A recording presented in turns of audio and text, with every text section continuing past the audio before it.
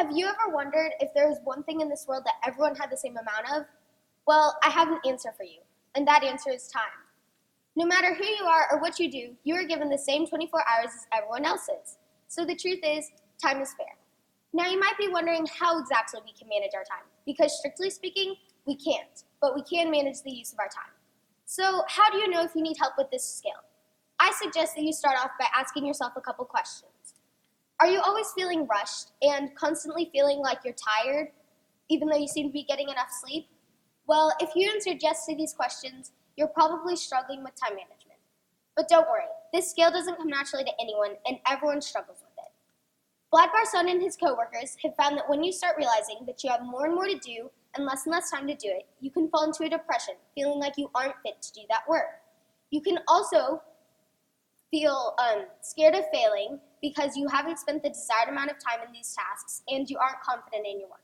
For me, it's very easy to become stressed, and when I'm stressed, I know that I'm irritable and grumpy. On top of all this, you're probably becoming tired because sleep isn't your highest priority, and when you are sleeping, it's not a very good quality of sleep because you're overwhelmed with other things that you need to be doing. But wherever we have consequences from doing something wrong, there must be benefits of doing it right. One common benefit is getting more sleep. You're getting more sleep because you're less stressed and you're more confident in yourself and your work. And then on top of all this makes you a happier person. We can't always get straight to the benefits, and sometimes we have to get over hurdles first. One hurdle is losing track of your time. This is very easy to do, especially when playing video games. Video games are easy to get pulled into, and it's hard to know how much time you're spending on them because they don't usually have a time limit. Another hurdle is disorganization. Many of us lead very busy lives, so it's easy to throw all your stuff into one bag, empty it out on the floor, and repeat this process every single night. This results in you wasting valuable time looking for things that you wouldn't have lost if you were organized. Distractions are very easy to come across, especially in the world that we live in today. A couple of common distractions include social media, TV, books, and the internet. A personal hurdle for me is if I'm reading a book that I really like, I won't realize when I'm reaching the next chapter, so I could end up reading 5 chapters instead of the one I told myself I was going to read. We must have a way to get over these hurdles. Celestine Chua, the author of many time management articles, proposes, create a daily plan. Plan your day before it happens, and you'll have more time during the day to do the things that you love. She also suggests setting a time limit. Set a time limit so that you can finish task A by time A and task B by time B. If you can't work when the TV's on, or if you're constantly tempted to check your phone, try turning off the TV, working in a different room, and silencing your phone and hiding it under a pillow so you aren't seeing it. My mentor, Miss Lauren Carfa, a teacher here at the Oak Ridge School, says that when she first started working, she found that she never had time to clean her house, so she came up with a simple solution.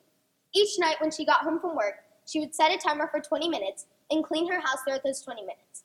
This gave her a way to complete daily household tasks without spending a lot of extra time. Now, a couple of my personal favorites. I like to use a planner because I can see what I need to do that month, day, and week all at the same time. This strategy helped me a lot in the beginning of this school year because I was juggling a lot. I was in a big musical, playing field hockey, cheering, and I was in house council. But then, on top of all that, I had 8th grade academics. This was a very stressful time, and a planner helped me to know when I had to leave one practice to get to the next, and when I had to start studying for that big math test. I also like to use a system of lists, because when I'm stressed, it helps me to write out everything that I need to do and go through and check them off once I've completed them. I also like to use a reward system because it increases my motivation. This reward could be as big as getting a new phone at the end of the year if you make straight A's, or it could just be going out for ice cream when you ace your math test. So you might be wondering, how do I use this information? Well, first, you need to ask yourself why. Why is this skill necessary for you?